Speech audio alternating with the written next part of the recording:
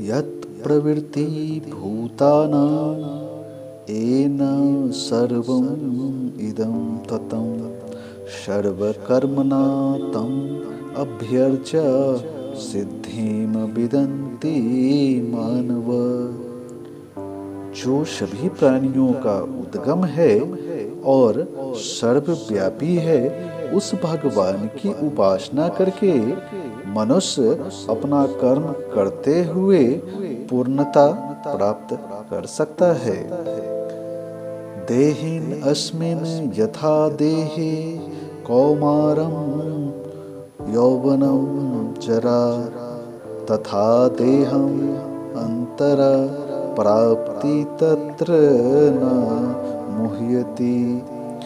जिस प्रकार शरीरधारी आत्मा इस वर्तमान शरीर में बाल्यावस्था से तरुणावस्था में और वृद्धावस्था में निरंतर अग्रसर होता है, उसी प्रकार मृत्यु होने पर आत्मा दूसरे शरीर में चला जाता है।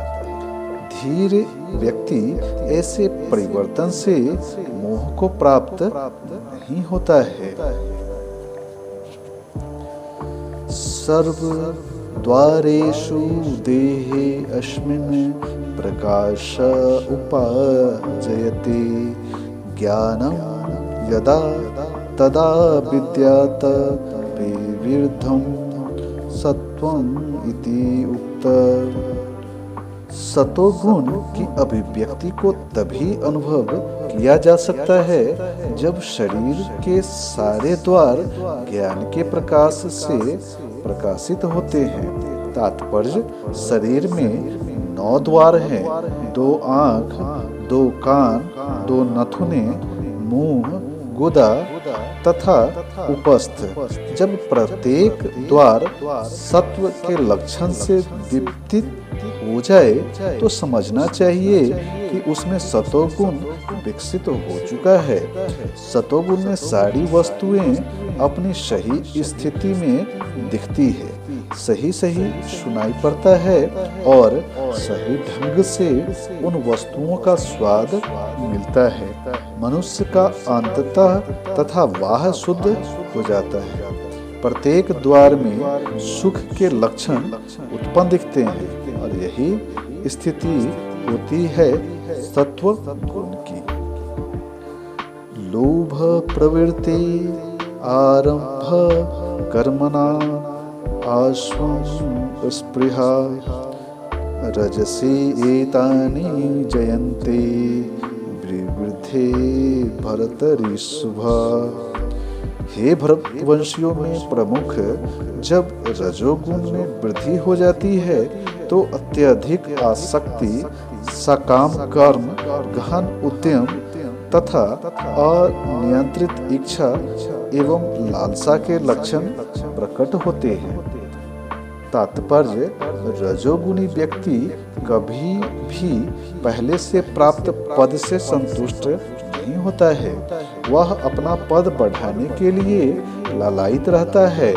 यदि उसे मकान बनवाना है तो वह महल बनवाने के लिए भरसक प्रयत्न करता है, मानो वह उस महल में सदा रहेगा।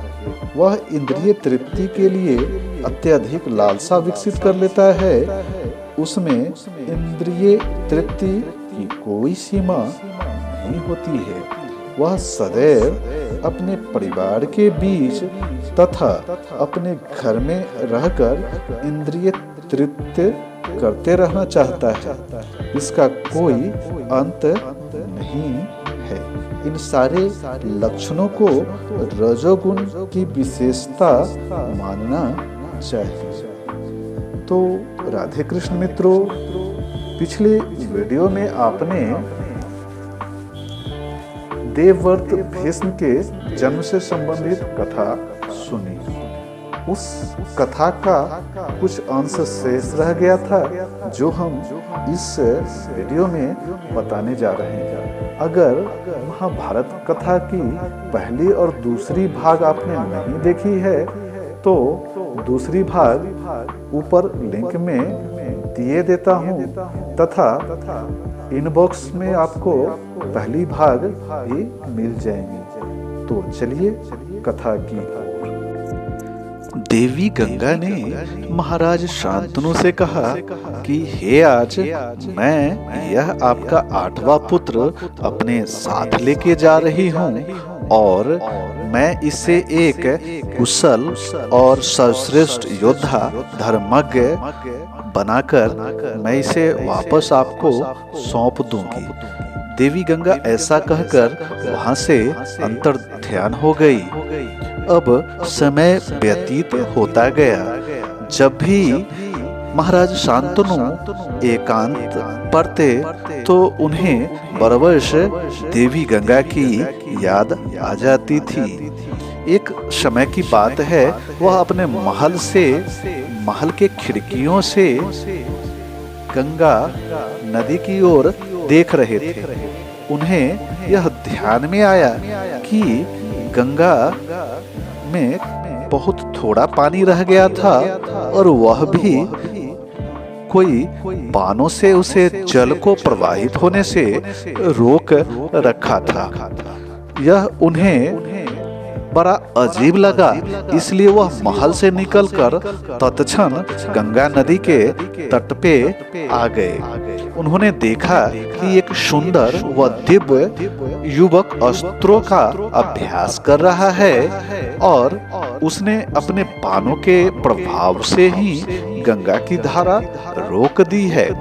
यह दृश्य देखकर शांतनु को बड़ा आश्चर्य हुआ और वह उस युवक से पूछने ही वाले थे कि तभी वहां शांतनु के समक्ष देवी गंगा प्रकट हुई और उन्होंने बताया कि हे आर्य, यह आपका 8वां पुत्र देवव्रत है। अब यह सभी प्रकार की विद्याओं में पारंगत है और धर्मज्ञ भी है। यह आपके राजकाज में आपकी मदद करेगा। और वह उन्हें सौंप कर अंतर ध्यान हो गई। महाराज शांतनु को देवव्रत को पाकर बड़ी प्रसन्नता हुई। वह उन्हें अपने साथ लेकर महल को आ गए। समय व्यतीत होता गया। युवराज देवव्रत के कारण चहु दिशाओं में हस्तिनापुर का यश और कीर्ति का पताका फैलता गया और राज्य में शांति और ऐश्वर्य की वृद्धि होती गई। महाराज शांतनु अब समय के साथ थोड़े से उदास से दिखते थे देवी गंगा के जाने के कारण। तो अब इस कथा को यहीं पे थोड़ा विराम देते हैं और इस कथा से जुड़ी एक अन्य पात्र के बारे में जानते हैं। तो दोस्तों अब जानेंगे महाभारत कथा में सत्यवती महत्वपूर्ण पात्रों में से एक थी। सत्यवती का नाम पहले मत्स्यगंधा था। नाम के अनुसार इनके शरीर से मछली के जैसे दुर्गंध आती थी। मत्स्यगंधा नाव से लोगों को यमुना पार कराने का कार्य करती थी।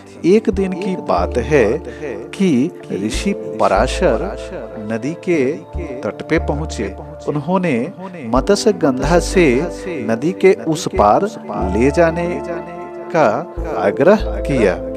इस पर मत्स्यगंधा ने उन्हें बड़े प्रेम के साथ अपने नाव में बिठाकर यमुना नदी पार कराया।